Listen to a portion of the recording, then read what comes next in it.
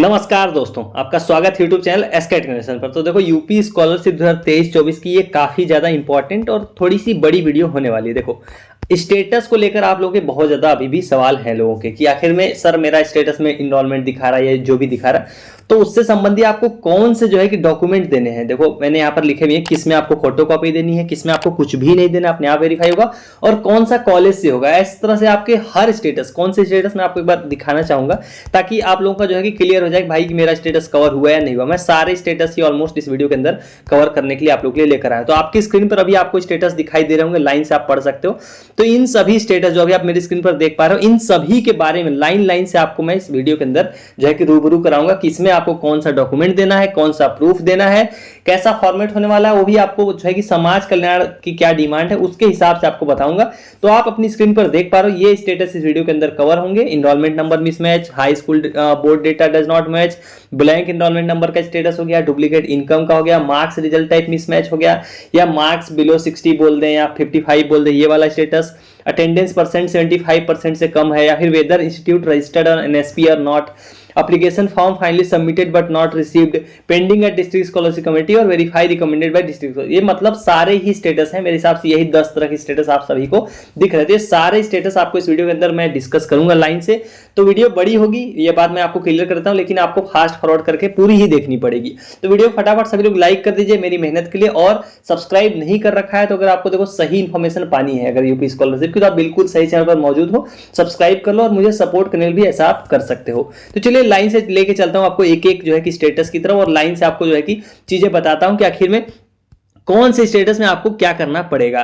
तो सबसे पहले नंबर का स्टेटस जो सबसे ज्यादा कॉमन हुआ है, enrolment roll number marks does not match with university uploaded data. तो इस तरह का स्टेटस ये है सस्पेक्ट स्टेटस। तो इसमें आपको क्या डॉक्यूमेंट देना पड़ेगा, देखो सिंपल सा है। इसमें आपको क्या करना पड़ेगा, सबसे पहली चीज तो आपको ये बात जान लेनी है कि करेक्शन की जो लास्ट डेट थी ऑलरेडी बीत चुकी है। करेक्शन की लास्ट डेट क्या थी, 15 फरवरी थी। तो अगर आपने ऑनलाइन ही कुछ गलत कर रखा है तो आपके सामने अब कोई भी चारा नहीं बचा है। अगर गलत कर दिया हो तो उनके ऊपर है, अगर वेरीफाई करेंगे तो वेरीफाई करेंगे, नहीं तो रिजेक्ट कर देंगे। तो करेक्शन की देखो डेट तो बीत गई है, तो यहां पर आप सभी को ये बात मालूम चल गई कि करेक्शन तो हम नहीं कर सकते। अब दूसरा ये बात आती है कि इसमें आप डॉक्यूमेंट क्या दे सकते हो। देखो इसमें क्या करना होता है, देखो इस वाले केस में इस तरह का अगर आपका स्टेटस है तो आपके कॉलेज को क्या करना पड़ता है, कॉलेज में आपको ले जाके जो है कि ये स्टेटस की कॉपी हो गई, और साथ में जो आपका जो अंक पत्र है पिछले साल का, उसकी मार्कशीट की जो फोटो कॉपी है वो आपको ले जाके जो है कि कॉलेज में देनी है। अगर एप्लीकेशन भी लिखने को बोले तो हो सकता है आपको एक एप्लीकेशन भी लिखना पड़ जाए, उसका भी फॉर्मेट आपको मैं दिखा दूंगा, तो हो सकता है वो एप्लीकेशन भी। तो ये तीन चीजें आपको ले जाकर अपने कॉलेज में जितना जल्दी हो सके देनी है। हालांकि इसकी डेट भी बीत चुकी है, लेकिन हो सकता है आपका कॉलेज ले ले क्योंकि ये ऑफलाइन होता है। तो ये तीनों चीज जो मैंने अभी आपको बताई, ये ले जाके आपको कॉलेज में देनी है, और कॉलेज क्या करेगा, उन सारी चीजों को कलेक्ट करा के समाज कल्याण जो है कि विभाग में जाएगा, और वो वहां पे इसको रिसीव करेंगे और वहां पे लोग वेरीफाई करते हैं। तो ये हो गया इनरोलमेंट रोल नंबर मार्क्स वाले का। अब बात करते हैं अगला status, high school board does not match. अगर इस तरह का स्टेटस दिखा रहा है तो इसमें क्या करना होगा, शर्त एक ही, देखो मैं जितना सॉल्यूशन बता रहा हूं इसके लिए शर्त एक ही कि आपका फॉर्म सही होना चाहिए।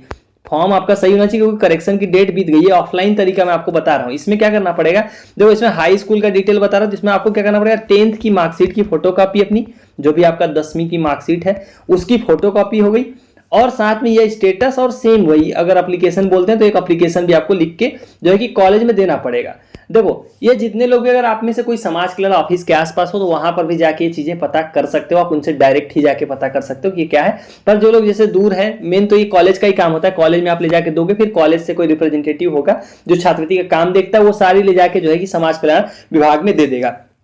तो ये हो गया हाई स्कूल वाला। अगला स्टेटस इसी तरह से देख लेते हैं, डुप्लीकेट इनकम सर्टिफिकेट। देखो इस वाले केस में थोड़ा सा अलग है, इसमें आपको क्या करना पड़ेगा, डुप्लीकेट इनकम जनरली किनको आ रहा होगा, उनको आ रहा होगा जिन्होंने जो है कि जिनके जो है कि भाई बहन ने भी फॉर्म भरा होगा, सेम इनकम जिन्होंने यूज कर लिया होगा, इसके कारण ये चीज आ रही है। तो इस केस में आपको क्या करना पड़ेगा, देखिए ध्यान से आपको समझना है। इसमें भी आपको क्या करना पड़ेगा, इसमें जो है कि एक स्टेटस की कॉपी आपके और आपके जो भाई बहन ने जिन्होंने भी भरा है, तो दोनों के स्टेटस, और साथ में इनकम सर्टिफिकेट की भी कॉपी, फादर की अपनी इनकम सर्टिफिकेट है उसकी भी कॉपी आपको लगानी है साथ में, और साथ में एक लेटर लिखना है। उस लेटर में आपको लिखना यही है कि जो है कि आपका स्टेटस इस तरह से दिखा रहा है, उसका कारण ये है कि आप 2 भाई बहन हो या जो भी हो, उन लोगों ने साथ में स्टेटस लगाया, इसलिए ये चीज दिख रही है। तो ये जो स्क्रीन पर आपके सामने मैंने चीजें बताई है, ये चीजें आपको ले जाके कॉलेज में दे देनी है, और ये सारा आपको जितना जल्दी हो सके उतना जल्दी कर लेना। अगर समाज कल्याण के आसपास रहते हो डायरेक्ट भी आप उनसे विजिट कर सकते हो, इस बात पे आपको ध्यान रखना है। अगला स्टेटस देखते हैं, marks result type mismatch attendance percent less than, ये वाला। तो इस केस में क्या करना पड़ेगा, देखो यहाँ पर कई सारी चीजें लिखी हुई हैं। तो देखो जो मार्क्स रिजल्ट टाइप मिसमैच है, इसका तो सिंपल सोल्यूशन है, सेम उसी तरह जैसे एनरोलमेंट नंबर वाले में, इसमें भी आपको अपनी जो लास्ट ईयर की मार्कशीट है उसकी फोटोकॉपी, स्टेटस और एप्लीकेशन, इतनी 3 चीजों की जरूरत पड़ेगी।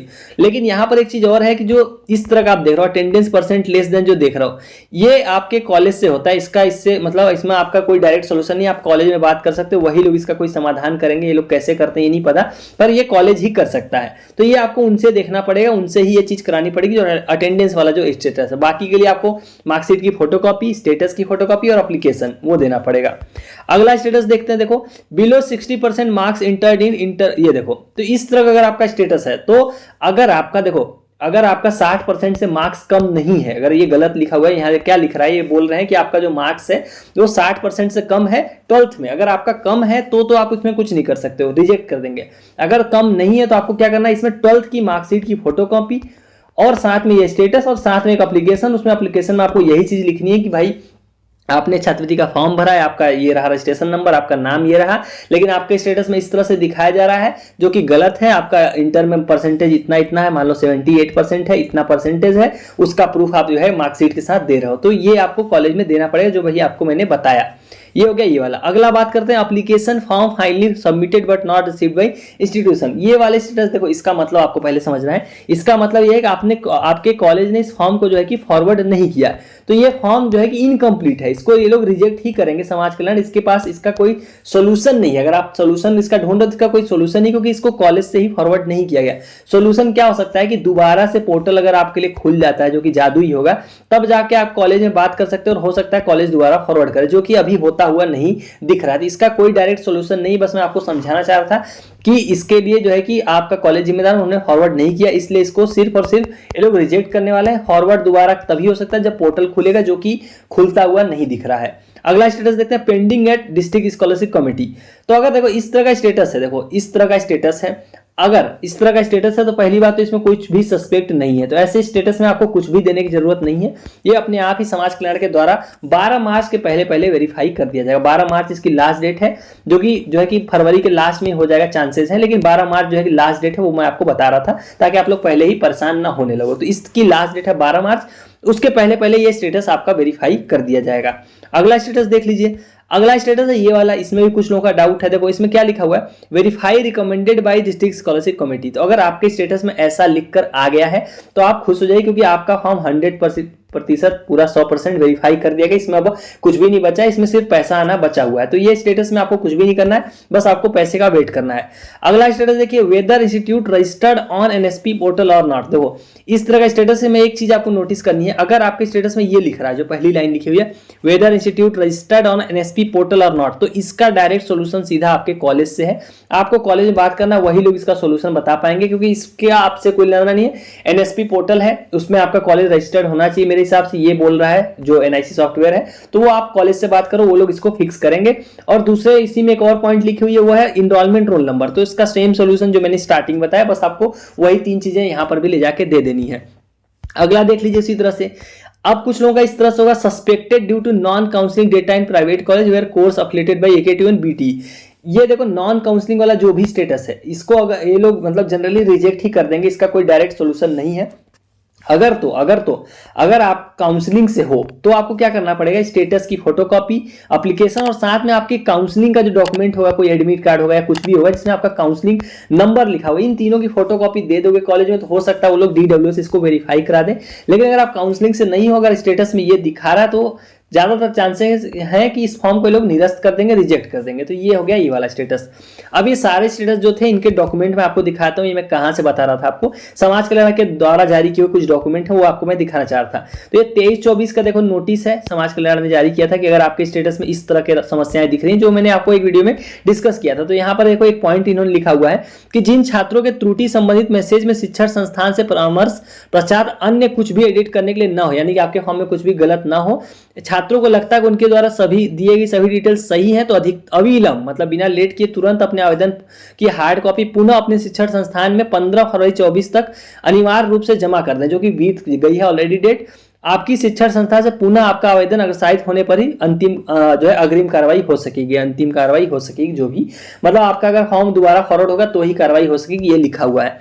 अब देखो यहाँ पर मैं कुछ प्रूफ आपको दिखाता हूँ, जो मैंने अभी आपको बताया कि किसमें आपको क्या देना है। ये यूपी स्कॉलरशिप का फेसबुक पेज है, वहां पर उन्होंने ये लिखा हुआ था, जिन छात्र छात्राओं के स्टेटस में हाई स्कूल का रोल नंबर मिसमैच दिखा रहा है, उन सभी छात्र छात्राओं को अपनी हाई स्कूल की सर्टिफिकेट की कॉपी, स्कॉलरशिप फॉर्म का स्टेटस अपने कॉलेज में जमा कर दें और कॉलेज से सभी छात्र छात्राओं के सभी डॉक्यूमेंट के साथ कवरिंग लेटर लगाकर जनपद में जमा करा दें। मतलब वही जो सॉल्यूशन मैं आपको बता रहा था कि आपको अगर मिसमैच है रोल नंबर, तो उसमें आप मार्कशीट की कॉपी, स्टेटस और एक एप्लीकेशन ले जाकर कॉलेज में देना, और कॉलेज को क्या करना है, उसको अपने कवरिंग लेटर के साथ लगा के जो है कि समाज कल्याण ऑफिस में दे देना है। तो ये जो आप डॉक्यूमेंट देख रहे हो ना, इनको ढूंढने में मेरी काफी ज्यादा मेहनत लगी। उसके लिए आप इस वीडियो को लाइक जरूर कर देना, क्योंकि इनमें काफी ज्यादा एफर्ट लगे सारे ऑफिशियल डॉक्यूमेंट ढूंढने में। एक न्यूज है पत्रिका का, वहां पर भी कुछ चीजें आपको दिखाता हूं जो मैंने अभी सोल्यूशन बताया आपको। देखो इसमें भी वही चीज सोल्यूशन लिखी हुई, इन सभी का आप चाहो तो स्क्रीनशॉट ले सकते हो। जो मैंने आपको बताया उन्हीं का बस मैं आपको प्रूफ दिखा रहा हूं, ताकि आपको लगना चाहिए जो मैंने बताया अपनी तरफ से नहीं बताया। ये डॉक्यूमेंट आप देख रहे हो, ये समाज कल्याण के द्वारा डॉक्यूमेंट है। समाज कल्याण ने ही खुद इसको काफी पहले जारी किया था,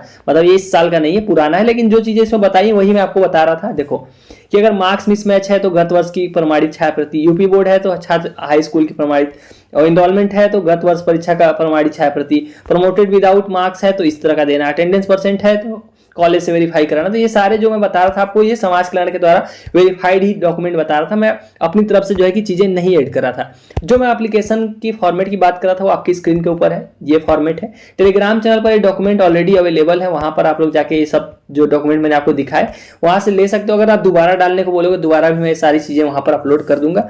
टेलीग्राम चैनल की लिंक आपको कमेंट में मिल जाएगी, उसके लिए आपको भाग दौड़ नहीं करना है, वहीं से जाके डायरेक्ट ज्वाइन कर सकते हो।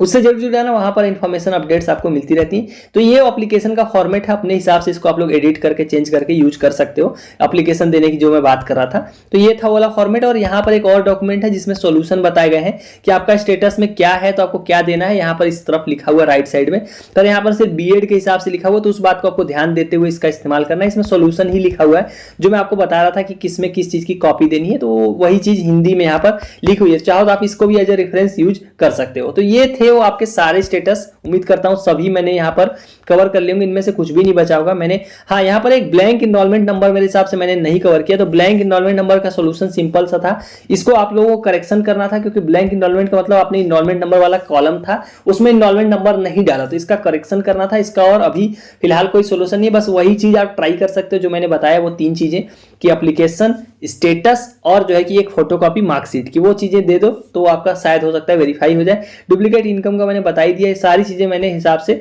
लाइन से जितने स्टेटस थे सब कवर कर दिया। अब मेरे हिसाब से स्टेटस वाले सवाल आप लोग के मन में नहीं रहे होंगे, तो वीडियो को सब लोग लाइक करके जाना और चैनल को सब्सक्राइब जरूर कर लेना। सो चलिए गाइस, वाले वीडियो में इतना ही।